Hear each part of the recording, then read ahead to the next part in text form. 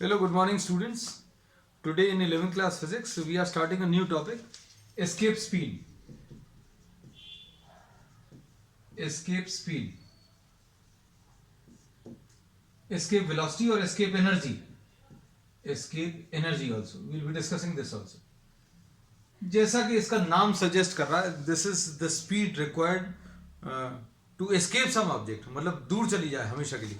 अब इसको प्रैक्टिकली अगर अभी हम लोग समझ के देखें, if you try to throw any object, suppose आप इसको थ्रो करें ऊपर की तरफ, then this will attain some height.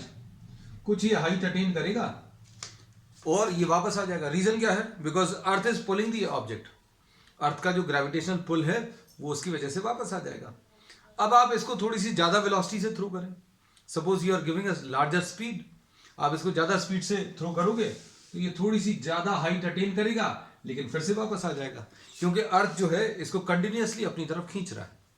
So as soon as this object is thrown upward, the gravitation pull of the earth tries to bring back the object back to the earth surface. जैसे ही object ऊपर की तरफ अपनी journey शुरू करेगा, अर्थ अपना काम करना शुरू कर देगा. भाई यहीं का ऑब्जेक्ट है, यहीं पर वापस आना चाहिए. तो ग्रेविटेशनल पुल काम करता है, तो क्या होगा, धीरे धीरे उसकी वेलोसिटी कम होती जाएगी. सबसे ऊपर तक जाकर वेलोसिटी जीरो हो जाएगी और ये इतनी हाइट अटेन करके वापस आ जाएगा. ज्यादा स्पीड से अगर थ्रो करेंगे तो क्या होगा, it will attain a larger height and then it will come back. If the speed goes on increasing, अगर आप स्पीड बढ़ाते चले जाएं, the object will attain a still larger height, और ज्यादा हाइट अटेन करेगा. अब इमेजिन करो कि आपने किसी ऑब्जेक्ट को इतनी स्पीड दे दी कि ग्रेविटेशनल पुल, अर्थ जो है इसको वापस अपनी तरफ खींच रहा है, उसको भी ओवरकम करके ये हमेशा के लिए प्लैनेट अर्थ को छोड़ के चला जाए, then this speed will be termed as escape speed. तो एस्केप स्पीड क्या है? It is the minimum speed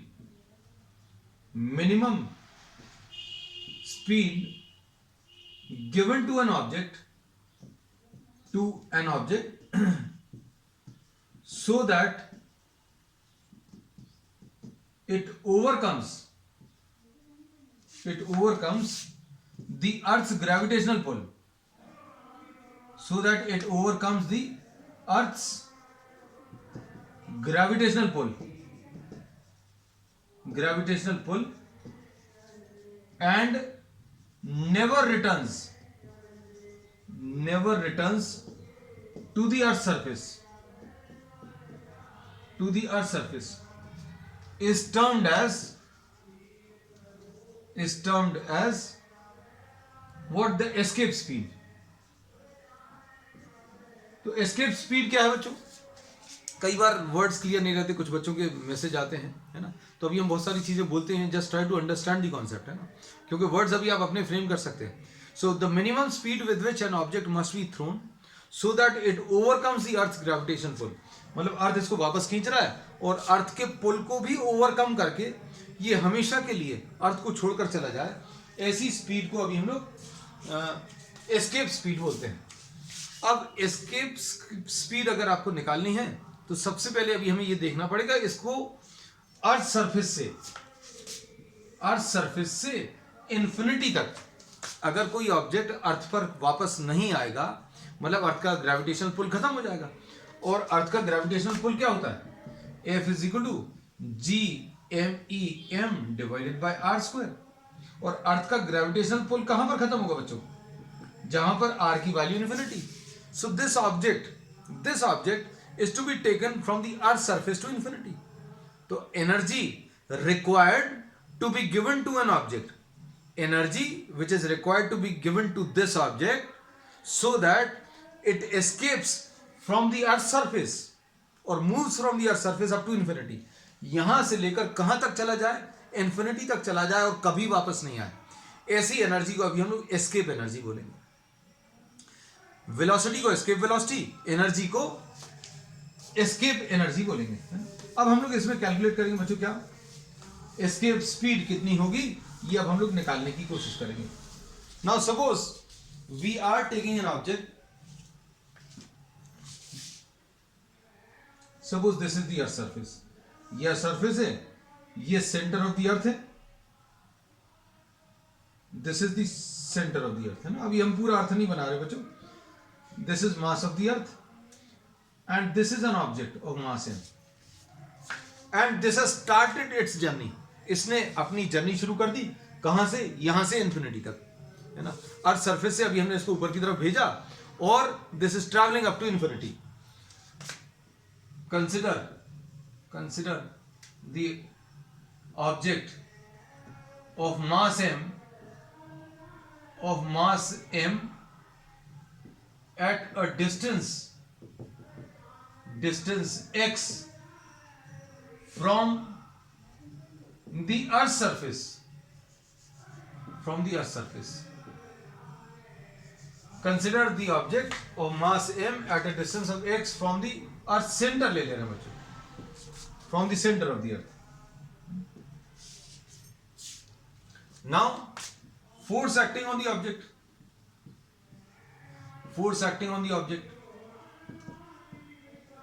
Object कितना आ जाएगा? F will be equal to G M E M divided by x square. X अभी हम लोग किसको बोलते हैं? X is a variable, representation of a variable. तो यहां पर क्या चीज वेरी कर रही है? जैसे जैसे आप इस ऑब्जेक्ट को अर्थ सरफेस से इन्फिनिटी तक ले जा रहे हो तो डिस्टेंस चेंज हो रहा है. So we are representing this distance as x. अब वर्क डन निकालेंगे. The energy required to take this object from the earth surface up to infinity. यहां से इन्फिनिटी तक ले जाना, कितना वर्क करना पड़ेगा वो निकालो, वो एस्केप एनर्जी आ जाएगी. तो अब हम लोग क्या बोलेंगे? Move the object bye a small distance dx. अब ये छोटा डिस्टेंस क्यों लिया? ये अभी हम लोगों ने कई बार डिस्कस किया. हम लोगों ने बोला जैसे जैसे ऑब्जेक्ट अर्थ सरफेस से इन्फिनिटी तक जाएगा, जैसे जैसे ऑब्जेक्ट अर्थ सरफेस से इन्फिनिटी तक जाएगा तो डिस्टेंस चेंज होगा. वर्क कैसे कैलकुलेट करेंगे? फोर्स इनटू डिस्टेंस लेना है. लेकिन अगर ये चल रहा है तो एक्सचेंज होगा, अगर एक्सचेंज होगा तो फोर्स चेंज होगा, और अगर फोर्स चेंज होगा तो this is a variable force. So what is the approach? The approach is to take a small distance. छोटा सा डिस्टेंस लेने पर now move the object by small distance. और इसमें कैसा कह सकते हैं? फॉर दिस स्मॉल डिस्टेंस, छोटे से डिस्टेंस में फायदा क्या बच्चों? फोर्स को अभी हम लोग कैसा कांस्टेंट मान सकते हैं. ठीक. अब work done for this small displacement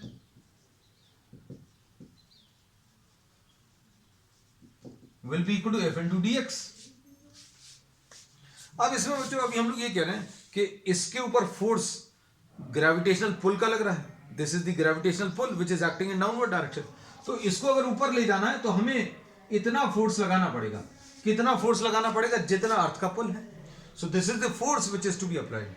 आपको अगर इस ऑब्जेक्ट को यहां से ऊपर ले जाना है तो कितना फोर्स लगाना पड़ेगा?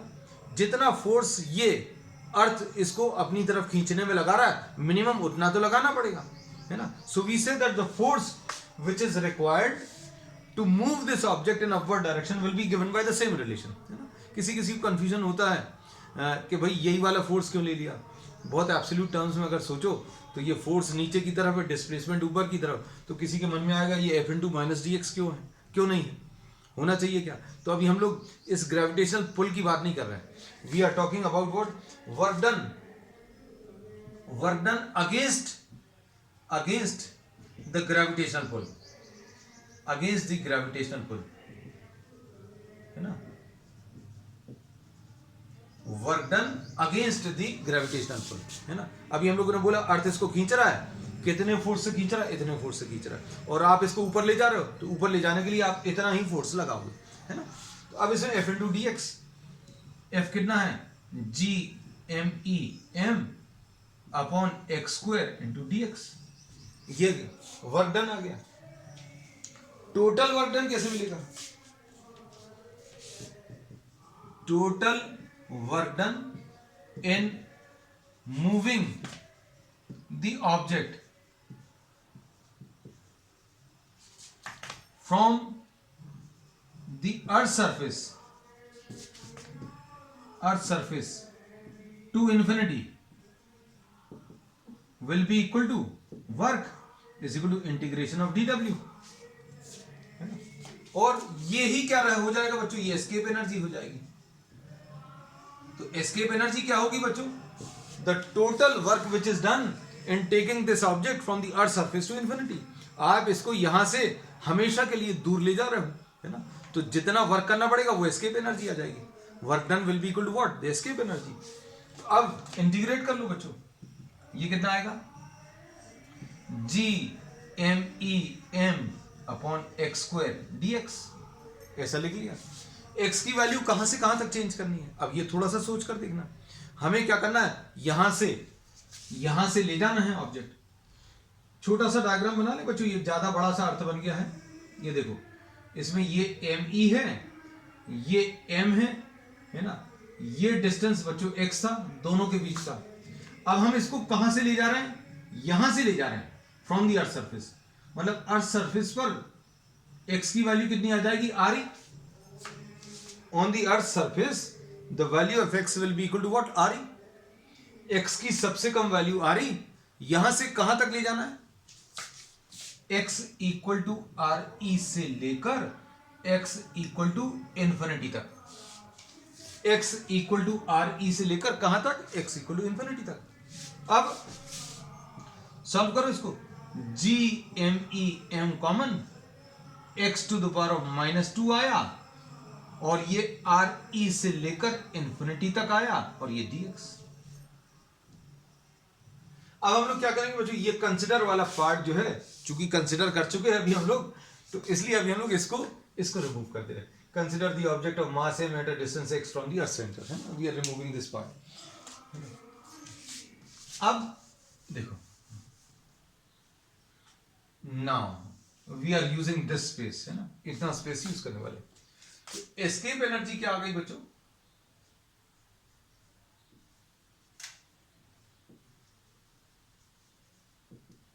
will be equal to W will be equal to, इसमें G M E M बाहर आ गया,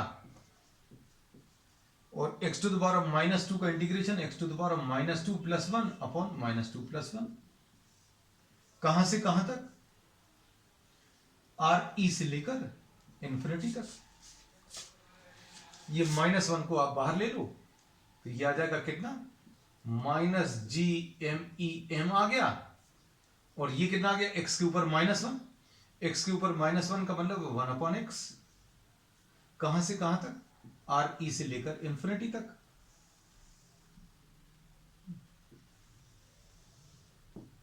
अब इसको कैसा लिखेंगे, -G M E M, R E इधर लिख दे रहे हैं,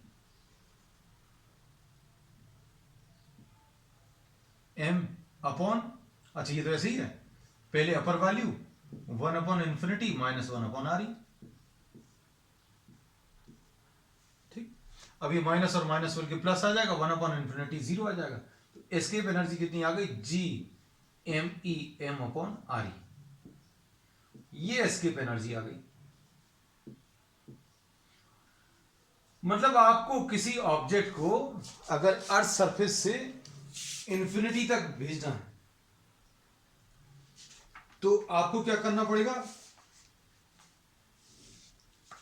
उसको आपको इतनी एनर्जी देनी पड़ेगी।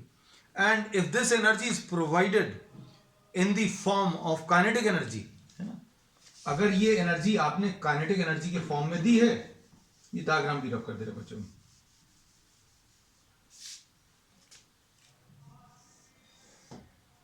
तो kinetic energy equal to ½ m ve²। ve क्या है, एस्केप वेलोसिटी। अब ½ m ve² is equal to g m e m upon r e, इसमें m और m कैंसिल हो जाएगा, तो ve² की वैल्यू 2gme अपॉन आर ई आएगा, और ये स्क्वायर है तो वीई की वैल्यू ये आ गई 2gme upon R E square, 2gme upon R E. So this is the relation for the escape velocity. और इसमें एक रिलेशन अभी हम लोग को ऑलरेडी मालूम है, क्या कि g की वैल्यू कितनी होती है, GME अपॉन RE स्क्वायर, ऐसा कुछ होता है। तो GME की जगह अभी हम लोग क्या लिख सकते हैं बच्चों, यहां पर फिर से लिख दे रहे हैं VE की value under root of GME की जगह, ये तो 2 लिखा हुआ है, GME की जगह GRE स्क्वायर अपॉन RE। अगर आप सॉल्व करोगे तो ये VE की वैल्यू रूट 2GRE आ जाएगा। सो this is the final relation for escape velocity from the earth surface, है ना। अब इसमें थोड़ा सा सोच कर देखना, G की वैल्यू कितनी है, ये आ जाएगी 10, अप्रोक्सीमेटली 10 ले सकते हैं। RE की वैल्यू आ जाएगी 6400 किलोमीटर्स, तो ये कितना आएगा, एक स्क्रीनशॉट ले लो बच्चों, so that I am able to use this space as well. तो ये एस्केप वेलोसिटी का एक्चुअल में टॉपिक यहां से स्टार्ट हुआ। इतना करने के बाद अभी हम लोगों ने ये किया, और इतना करने के बाद फिर तीसरे नंबर पर ये किया। सो this is the sequence, first, second and third. बच्चों स्पेस का एक लिमिटेशन है, और जो लोग रेगुलरली इस वीडियो को देख रहे हैं उनको ये सीक्वेंस समझ में आता है। जैसे मान लीजिए अगर आप किसी भी वीडियो को आगे बढ़ाकर देखेंगे तो आपको शायद कनेक्टिविटी इतने अच्छे से नहीं आ पाए। तो ये अभी हम लोगों ने क्या किया, फोर्स लिया GMEM अपॉन एक्स स्क्वायर, हम फिर से एक्सप्लेन भी कर दे रहे हैं। फिर ये फोर्स जो है वेरिएबल फोर्स है, तो अब हम लोगों ने क्या किया, इसका इलाज क्या है, एक छोटा सा डिस्टेंस ले लो, छोटे से डिस्टेंस के लिए वर्क डन कितना आ जाएगा, F इंटू डी एक्स ले लिया, ये कैलकुलेशंस कर लिए। टोटल वर्क डन कैसे निकालेंगे, इंटीग्रेट करके निकालेंगे। इंटीग्रेशन कहाँ से कहाँ तक करना है, अर्थ सरफेस से ले जाना है, कहाँ तक, इन्फिनिटी तक। तो अभी हम लोग ने RE से लेकर, x की वैल्यू RE से लेकर इन्फिनिटी तक इंटीग्रेट किया, ये कितना आ गया, escape energy GME upon RE। फिर ये जो एनर्जी आपने दी है वो काइनेटिक एनर्जी के फॉर्म में, तो हाफ mve स्क्वायर के बराबर कर दिया, इससे एस्केप वेलोसिटी मिल गई। फिर GME की वैल्यू क्या रख दी, GRE स्क्वायर, तो GRE स्क्वायर रखा तो root 2GRE। This is the final relation. तो एस्केप वेलोसिटी का रिलेशन अब हम लोगों को मिल गया। Now we will be rubbing this entire topic. तो एस्केप वेलोसिटी अब बच्चों देखो किसके ऊपर डिपेंड कर रही है, finally we say escape velocity from the earth. ये तो अभी हम लोग ने अर्थ के लिए कैलकुलेशंस किए। एस्केप वेलोसिटी आप इनफैक्ट किसी भी प्लैनेट के ऊपर निकाल सकते हैं। ये जी एस्केप वेलोसिटी की वैल्यू कितनी आई थी, under root of 2GME upon RE, और दूसरा रिलेशन क्या आया, रूट 2GRE। हमने इसमें बोला कि आप वैल्यूज रखो 2 इंटू 10 इंटू RE की वैल्यू 6400 किलोमीटर्स, RE की वैल्यू 6400 किलोमीटर्स, तो 64 इंटू 1000, है ना। तो ये कितना आ जाएगा, ये 64 का स्क्वायर रूट 8 आ जाएगा, यहां पर 6 जीरोस हैं तो 3 जीरोस आ जाएंगे और रूट 2 आ जाएगा, और 8000 इंटू 1.414 ऐसा कुछ आएगा। तो ये कितना आ जाएगा, 8 4 ज़ा 32, 8 1 ज़ा 8 and 3 11, 1 8 4 ज़ा 32 and 1 33, 3 8 1 ज़ा 8, ऐसा कुछ आएगा। और एग्जैक्ट वैल्यू बच्चों इसका 11.2 11,200 मीटर्स पर सेकेंड, यानी कि 11.2 किलोमीटर्स पर सेकेंड। ये एस्केप वेलोसिटी, ये escape velocity from the earth है ना। एस्केप वेलोसिटी फ्रॉम द अर्थ मतलब अगर आप इस पेन को इतनी वेलोसिटी दे दो, कितनी, 11.2 किलोमीटर्स पर second, then this will never return to the earth surface। आप इतनी वेलोसिटी पर दे दीजिए, just ensure that you are giving this velocity। अब ये जो एस्केप वेलोसिटी जो है ये डिपेंड नहीं करती किसके ऊपर, मास ऑफ द ऑब्जेक्ट। मतलब अगर आप इस ऑब्जेक्ट को 11.2 किलोमीटर पर सेकंड दे रहे हो, ये क्वेश्चंस बनते हैं बच्चों, इस पर ध्यान से सुनना। हमने बोला किसी 100 ग्राम के ऑब्जेक्ट को आपने 11.2 किलोमीटर पर सेकंड दिया, तो 200 ग्राम के ऑब्जेक्ट को कितनी वेलोसिटी देनी पड़ेगी। तो अभी हम लोग बोलते हैं the same velocity will be required. Reason is escape velocity does not depend on the mass of the object. देखो कहीं पर स्मॉल एम नहीं आया, देखो इसमें भी स्मॉल एम नहीं आया, इसमें भी कहीं स्मॉल एम नहीं आया, तो क्या बोलेंगे इसमें, escape velocity does not depend on mass of the object. और ये एंगल ऑफ प्रोजेक्शन के ऊपर भी डिपेंड नहीं करता. एक बहुत फेवरेट क्वेश्चन है कॉम्पिटेटिव एग्जाम्स में कि भाई आपने अर्थ सरफेस से किसी इस ऑब्जेक्ट को 11.2 किलोमीटर पर सेकेंड से भेजा है ना, और ये कभी वापस नहीं आया. अगर आप 60 डिग्रीज विद द वर्टिकल ले लोगे तो कितनी आएगी escape velocity? What will be the escape velocity if the object is thrown at an angle of 60 degrees with the vertical? तो आंसर विल बी सेम, क्योंकि इसमें कहीं पर भी एंगल ऑफ प्रोजेक्शन लिया ही नहीं है. मतलब अगर आप ऐसे थ्रो करोगे तो भी 11.2 किलोमीटर पर सेकेंड आएगा. ऑप्शन में पता चला आपको 11.2 cos 60 भी मिल जाएगा, 11.2 अपॉन cos 60 भी दे दिया, 11.2 sin 60 दे दिया, या नन ऑफ दी अबव दे दिया, है ना, ऐसा कुछ दे दिया. तो 11.2 किलोमीटर पर सेकेंड अगर आप हॉरिजॉन्टली थ्रो करोगे तो भी 11.2 किलोमीटर पर सेकेंड. कंडीशन ये है, रास्ते में कुछ नहीं होना चाहिए. मतलब रास्ते में बिल्डिंग आ गई, आप बोलेगे कि भाई 11.2 दिया लेकिन वो गया नहीं इन्फिनिटी तक, तो रीजन इसलिए नहीं गया क्योंकि रास्ते में ऑब्स्टिकल्स नहीं होने चाहिए. So you can throw this horizontally also. एक और चीज ये बच्चों, अभी हम लोगों ने इसमें जो कैलकुलेशंस की है, we have neglected what air resistance. तो एक्चुअल एस्केप वेलोसिटी इससे थोड़ी सी ज्यादा आएगी. एस्केप वेलोसिटी की वैल्यू 11.2 से, ये थ्योरेटिकल वैल्यू, हम लोग सारे कैलकुलेशन जो कर रहे हैं उसमें कहीं पर भी हम लोगों ने ये नहीं अज्यूम किया कि एयर या फ्रिक्शन प्रेजेंट नहीं है ना. अब इसमें अगर एयर को भी देखें, एयर रेजिस्टेंस को भी देखें, तो वेलोसिटी जो आएगी इससे थोड़ी सी ज्यादा आने वाली है. ठीक, तो अब इसमें चाहो तो अभी ये चीज लिख सकते हो कि ये जो कैलकुलेशंस हैं, these are based on what air resistance is neglected. इसमें एयर रेजिस्टेंस को बच्चों अभी हम लोगों ने क्या किया, नेग्लेक्ट किया. सो एक्चुअल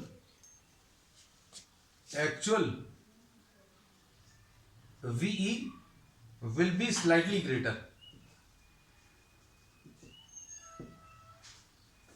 एक्चुअल जो एस्केप वेलोसिटी आएगी वो इससे थोड़ी सी बड़ी रहने वाली है. ठीक है, फिर उसके बाद एस्केप वेलोसिटी किसके ऊपर डिपेंड नहीं करती, ये तो बता दिया. Escape velocity does not depend on mass of the object and angle of projection. ठीक, escape velocity depends on mass of the planet. Mass of the planet के ऊपर डिपेंड कर रहा है.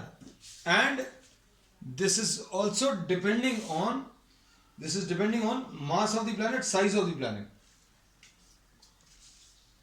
साइज कैसे, रेडियस भी आ रहा है.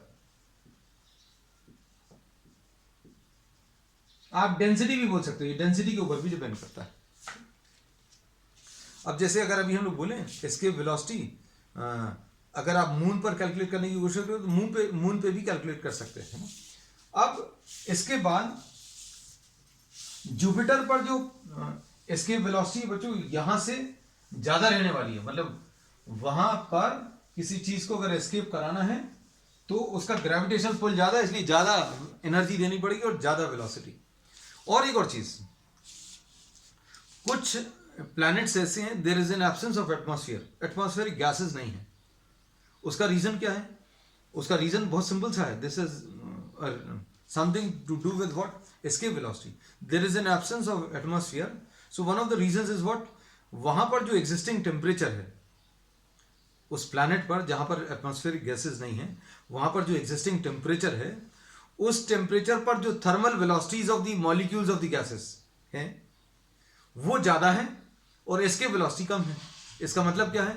मतलब अभी हम लोग बोलेंगे उस जगह पर, उस प्लैनेट पर जो टेम्परेचर एग्जिस्ट कर रहा है, उस टेम्परेचर के कारण मॉलिक्यूल्स ऑफ द गैसेस की वेलोसिटी ज्यादा है और उस प्लैनेट पर एस्केप वेलोसिटी कम है. तो क्या होगा, सारे के सारे पार्टिकल्स हमेशा के लिए प्लैनेट को छोड़ चुके हैं. So there is an absence of atmosphere on some planets, है ना. अब इसके बाद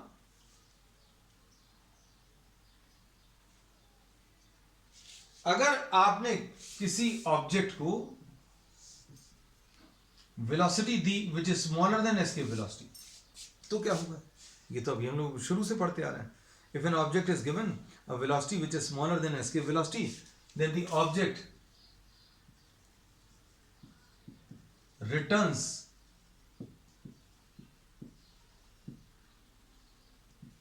अर्थ सरफेस. ठीक. चल, अब इसके बाद नेक्स्ट टॉपिक है बच्चों इसमें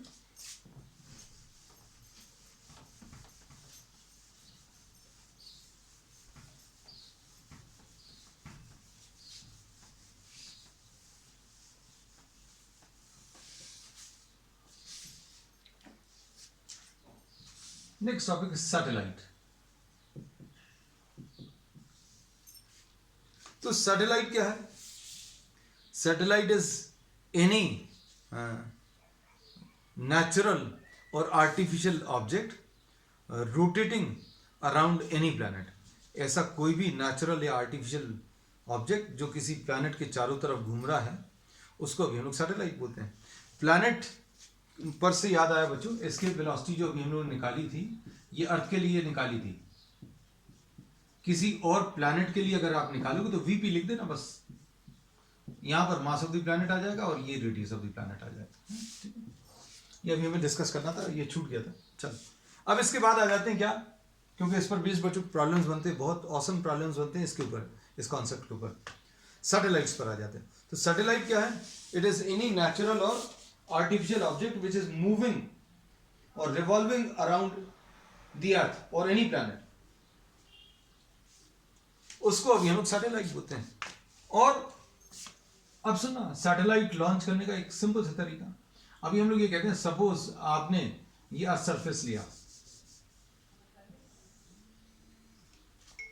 और इस अर्थ सरफेस पर आपने एक बहुत हाइट का एक टावर लगा दिया, है ना, और यहां से आपने ऑब्जेक्ट को कुछ वेलोसिटी दी, कुछ हॉरिजॉन्टल वेलोसिटी, कुछ वेलोसिटी अगर देंगे तो ये यहां कहीं पर गिर जाएगा. ये अभी हम लोगों ने पढ़ा हुआ है किसमें? प्रोजेक्टाइल मोशन में. हॉरिजॉन्टली अगर आप थ्रो करोगे तो ग्रेविटी की वजह से ऐसा कुछ आ जाएगा. थोड़ी सी और ज्यादा वेलोसिटी अगर दे दोगे तो ये थोड़ी सी और ज्यादा डिस्टेंस पर गिरेगा, यहां कहीं पर. थोड़ी सी और ज्यादा वेलोसिटी अगर दोगे तो ऐसा कुछ आ जाएगा. And if you go on increasing the velocity, what will happen? A stage will be reached. Then what will happen? This object will start moving around the earth. ये अर्थ के चारों तरफ रोटेट करना शुरू कर देगा. And this will form what? This will now act as the satellite of earth. तो satellite क्या चीज है? हम लोगों ने बोला एनी नेचुरल और artificial object which is moving around the earth or any planet, this will be termed as satellite. अब सैटेलाइट अर्थ के चारों तरफ या किसी प्लैनेट के चारों तरफ कैसे घूम पाता है, क्यों मूव करता है, उसका रीजन क्या है? तो ये लोग बोलते हैं, तो पहले तो डेफिनेशन लिख लें. एनी नेचुरल और artificial object moving around the earth or any planet is termed as a satellite. उसको अभी हम लोग सैटेलाइट बोलेंगे. अब satellite, how is this satellite able to move around the earth? कोई भी ऑब्जेक्ट अगर सर्कुलर पाथ पर मूव करता है तो अभी हमें मालूम है कि एक force is required towards the centre of the circle. If any object is moving on a circular path, a force is required towards the centre of the earth. And suppose this is the earth and this is a satellite of mass m moving on a circular path of radius r. The height of this satellite from the earth surface h है, radius इसका re है.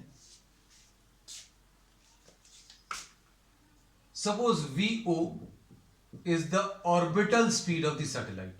Orbital speed क्या है? जिस speed से ये अर्थ के चारों तरफ घूम रहा है उस स्पीड को अभी हम लोग ऑर्बिटल स्पीड बोलेंगे। बहुत सिंपल है। अब centripetal force required, centripetal force required is provided by the gravitational force of attraction. Centripetal force required is provided by the gravitational force of attraction on the satellite due to the earth. अब ये कितना आ जाएगा centripetal force required? mvo square by r, centripetal force required, और gravitational force कितना आ जाएगा?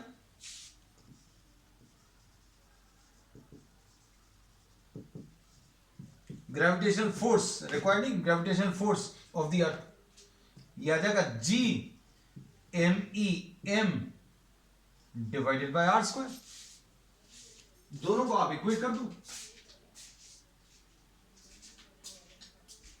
इन दोनों को अगर आप इक्वेट करोगे तो क्या मिल जाएगा? mvo square by r will be equal to g MEM divided by r square.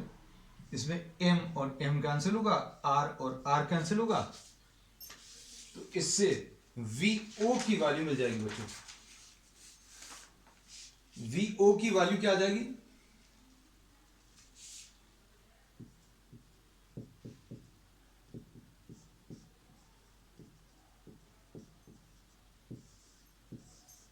This is the relation for the orbital speed of the satellite, है ना। अब ये orbital speed of the satellite, ये मास ऑफ द सैटेलाइट के ऊपर depend नहीं करता। किसके ऊपर डिपेंड करता है? It just depends on the mass of the planet around which it is moving and the radius. अच्छे से सुनना बच्चों, अगर ये पेन को सैटेलाइट बना दें अर्थ का, या कोई और ऑब्जेक्ट को सैटेलाइट बना दें, तो ये मास ऑफ द सैटेलाइट के ऊपर डिपेंड नहीं करती ऑर्बिटल स्पीड। ये क्वेश्चंस बनते हैं बच्चों इसके ऊपर कि एक सैटेलाइट है, this is moving around the earth with a speed v. If the mass is doubled, then what happens to the orbital speed? It gets doubled, it gets halved, it becomes 4 times. ऐसे questions बन सकते हैं। तो ये मास of the satellite के ऊपर depend नहीं करता, ठीक है। अब इसमें लिखते रहे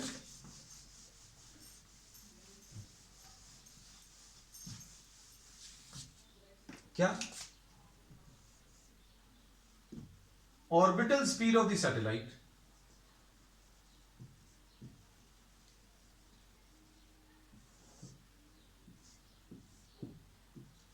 depends on mass of earth, या mass of planet लिख दें बच्चों, radius of the planet, इसलिए डेंसिटी भी बोल सकते हैं, डेंसिटी ऑफ द प्लैनेट भी बोल सकते हैं। Does not depend on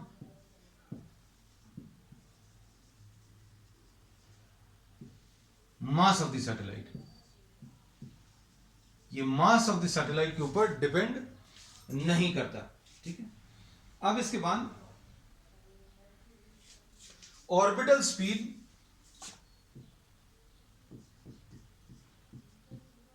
is found to be inversely proportional to the square root of the radius. अगर रेडियस आपने 4 टाइम्स कर दी, ये भी क्वेश्चंस बनते हैं, रेडियस अगर आपने 4 टाइम्स कर दी तो क्या हो जाएगा? ऑर्बिटल स्पीड बच्चों हाफ हो जाएगी। अब इसके बाद for a satellite moving very close to the earth's surface, for a satellite moving very close to the earth's surface, r किसके बराबर आ जाएगा? re के बराबर। r will be very nearly equal to re। r equal to re अगर होगा तो बच्चों क्या आ जाएगा फॉर्मूला?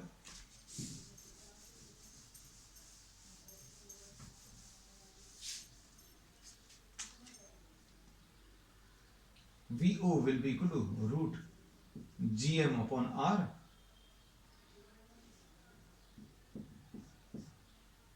GM को अभी हम लोग क्या लिख सकते हैं, GME को GRE² डिवाइडेड बाय R, और R is very nearly equal to RE, तो VO कितना आ जाएगा, √GRE square upon RE √GRE। और इसको अगर आप सॉल्व करोगे तो ये 7.9 किलोमीटर पर सेकेंड आ जाएगा। So the orbital speed of a satellite which is moving very close to the earth surface is found to have a value 7.9 kilometre per second. तो सैटेलाइट क्या बच्चों, सैटेलाइट एक any natural और artificial object moving around the earth और any planet. तो अगर कोई circular path पर चल रहा है तो उसको एक सेंट्रीपिटल फोर्स चाहिए पड़ेगा। तो क्या होगा, ये सैटेलाइट को ये अर्थ अपनी तरफ अट्रैक्ट कर रहा है, तो सेंट्रीपिटल फोर्स रिक्वायर्ड mVO²/r, इसको आप ग्रेविटेशनल पुल से इक्वेट करो तो क्या मिल जाएगा, VO की वैल्यू मिल जाएगी, और VO की ये वैल्यू आ जाएगी √GME/r। फिर उसके बाद अभी हम लोगों ने इसमें क्या लिया, orbital speed of a satellite rotating very close to the earth surface. तो अगर rotating very close to the earth surface है तो R की value very nearly equal to RE आएगा, RE कैंसिल होगा, सॉल्व करने पर ये 7.92 किलोमीटर पर सेकेंड आएगा। तो बच्चों आज के लिए इतना ही, we will continue with the same topic on the next time. That's all for today.